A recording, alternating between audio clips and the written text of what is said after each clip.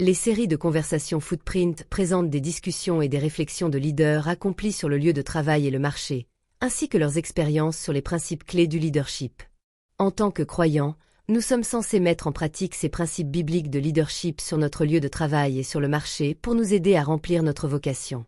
Cette semaine, les conversations Footprint portent sur la deuxième partie de la cupidité. Dans la première partie, messieurs Judas Iscario et Akan, dont les noms sont devenus des symboles bibliques de la cupidité, nous ont parlé des causes profondes de ce mal et de certaines de ses conséquences. Grâce à leurs expériences, nous avons compris qu'en tant que croyants, la cupidité pouvait ruiner notre vocation professionnelle. Dans cette deuxième partie, ils vont nous aider à identifier certains signes d'alerte de la cupidité et comment la maîtriser et la gérer dans notre environnement de travail. Merci d'accueillir messieurs Iscario et Akan pour les conversations Footprint.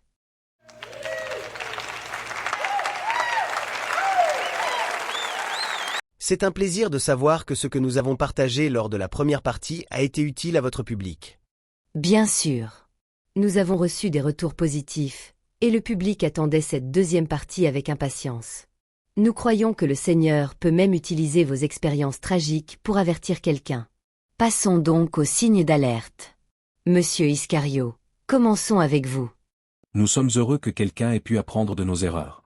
C'est pourquoi le premier signe d'alerte que je souhaite souligner concerne ce sentiment de vide intérieur. Et je veux que votre public sache qu'on ne peut pas avoir la plénitude du Christ en soi et ressentir ce vide.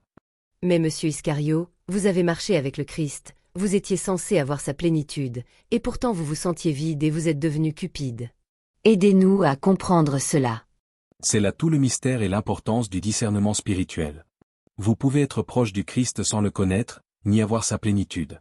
Vous pouvez être grand sacrificateur, archevêque, évêque, apôtre, pasteur, ancien, diaconesse, et porter les plus hauts titres du christianisme, sans pour autant posséder la plénitude du Christ. Cela ne dépend ni des titres, ni des dénominations, ni des activités religieuses. La plénitude du Christ vient de la disposition du cœur et de l'engagement à se soumettre à la volonté du Seigneur. C'est profond. Pouvez-vous nous éclairer davantage à travers votre expérience personnelle? Comme vous l'avez bien dit, j'avais plus qu'un siège au premier rang auprès du Christ. Nous marchions ensemble, nous parlions ensemble, nous mangions ensemble, mais je ne l'ai jamais connu, je ne me suis jamais engagé envers lui, et je n'ai jamais cherché la vie éternelle pour laquelle il a donné sa vie. J'étais là pour mes propres intérêts. On peut avoir quelqu'un avec un haut titre religieux comme le pape, et ne pas connaître Jésus. J'y suis passé. C'est donc cela qui vous a rendu vulnérable et a permis à l'ennemi de vous utiliser? Vous avez raison. C'est seulement après avoir trahi mon Seigneur que j'ai réalisé les trésors célestes que j'avais perdus en me concentrant sur les choses terrestres et mes intérêts personnels. J'ai compris que si j'avais connu le Seigneur, si je m'étais engagé, si j'avais obéi et soumis ma volonté à la sienne, je n'aurais jamais ressenti ce vide qui m'a conduit à la cupidité. La plénitude du Christ vous fait entrer en partenariat avec la divinité, et il n'existe rien dans ce monde d'aussi satisfaisant que cette plénitude. Tout l'argent du monde ne peut l'acheter. Cela me rappelle l'Épître aux Colossiens chapitre 2, versets 9 et 10. Car en lui habite corporellement toute la plénitude de la divinité. Et vous avez tout pleinement en lui, qui est le chef de toute domination et de toute autorité. Comme j'aurais aimé avoir eu cette révélation spirituelle de la plénitude de la divinité en Christ. Je sais maintenant qu'elle vaut plus que toutes les richesses de ce monde. Si seulement je l'avais su plus tôt. Public, voilà pourquoi vous devez tirer des leçons des erreurs de monsieur Iscario. Avoir la plénitude du Seigneur vaut bien plus que toutes les richesses, et c'est le meilleur remède contre la cupidité. Si vous possédez la plénitude de celui qui détient le monde entier dans sa main, y compris l'or et l'argent, vous avez tout. Et cela vous protégera de la cupidité.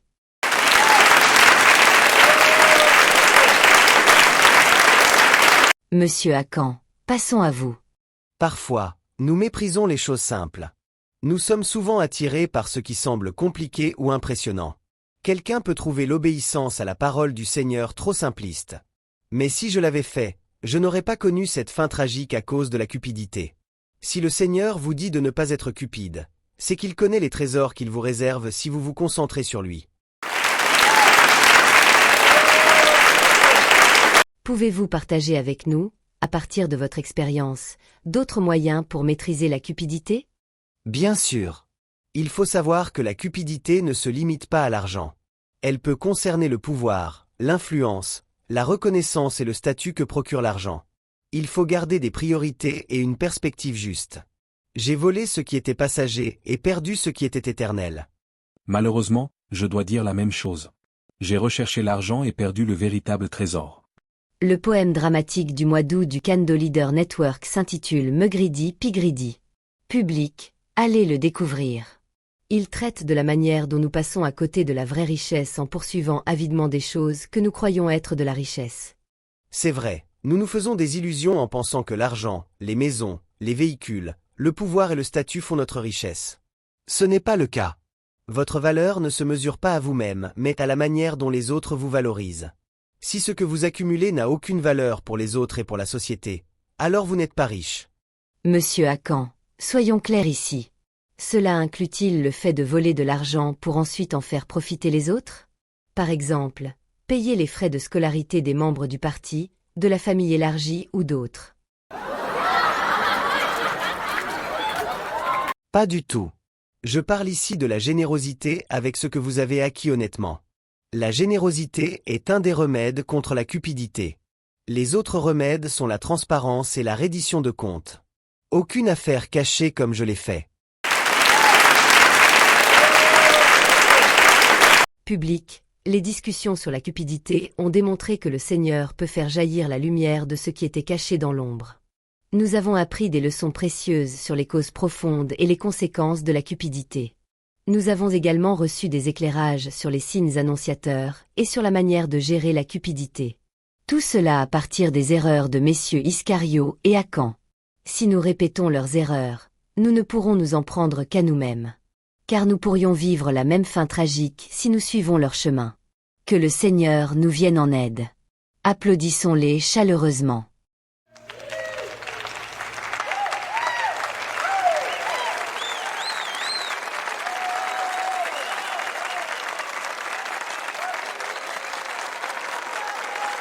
Si la série de conversations Footprint a été une bénédiction pour vous, veuillez la transmettre à d'autres personnes pour qu'elle soit une bénédiction pour d'autres. Êtes-vous un croyant déterminé à réaliser votre vocation professionnelle sur votre lieu de travail et sur le marché? Nous avons plusieurs ressources pour vous aider à le faire. Il vous suffit de vous abonner à la chaîne YouTube pour recevoir les nouvelles ressources que nous créons chaque semaine. Si vous possédez aussi des talents créatifs, contactez-nous et laissons-le céder au Seigneur pour qu'il l'utilise pour avoir un impact sur le royaume.